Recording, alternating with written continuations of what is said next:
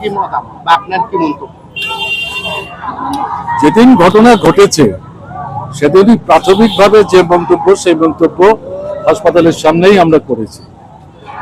আমাদের তরফ থেকে যে দাবিটা করা হচ্ছে সেটা হচ্ছে হাইকোর্টের, আমাদের ত্রিপুরার যে হাইকোর্ট, তাতে যারা কাজ করেন বিচারপতি, তাদের কাউকে দিয়ে এখানে সেখানে তদন্তের ব্যবস্থা করা দরকার।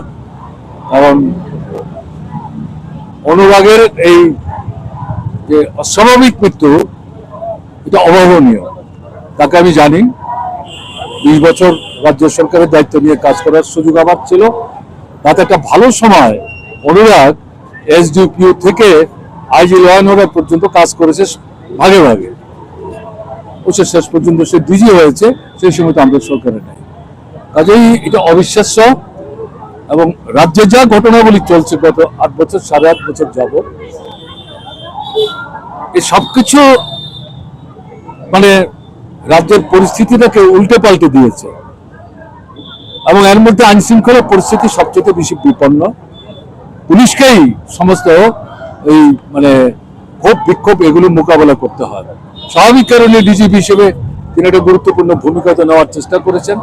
ফলে যেটা সাধারণভাবে মানুষের মধ্যে ধারণা তৈরি হচ্ছে যে এগুলো নিয়ে হতে পারে সরকারের সঙ্গে তাদের যারা কর্তা ব্যক্তি বা পরিচালনা করেন হয়তো কোথাও মতান্তর বা ভিন্ন মত থাকলেও থাকতে পারে। যদি এই সমস্ত বিষয় থেকে তার এই অস্বাভাবিক মৃত্যুটাকে আলাদা করে দেখার সুযোগ নাই।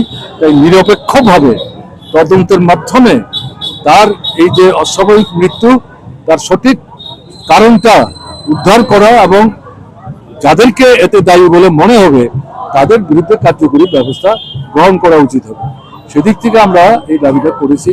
কিন্তু আজকে দেখলাম গতকালকে পশ্চিম জেলার এসপিকে সামনে রেখে একটা তদন্ত কমিটি সেখানে করা হয়েছে। সেই কমিটি যাদের নিয়ে করেছে তাদের সম্পর্কে আমাদের কোনো বক্তব্য নেই। ব্যক্তিগতভাবে তাদের চিনিও না, জানিও না। সরকার তো এটা করতেই পারে, কিন্তু এটা কার মৃত্যুর তদন্ত করছে? একজন ডাইরেক্টর জেনারেল অফ পুলিশ, এবং ডাইরেক্টর জেনারেল অফ পুলিশ মানে কি অনুরাগ ধনকরের মতো লোক। কাজে এরকম একটা জায়গায় যে প্রশ্নটা বিভিন্ন দিক থেকে উঠেছে যে হাইকোর্টের বিচারপতি, প্রধান বিচারপতির মানে নজরদারিতে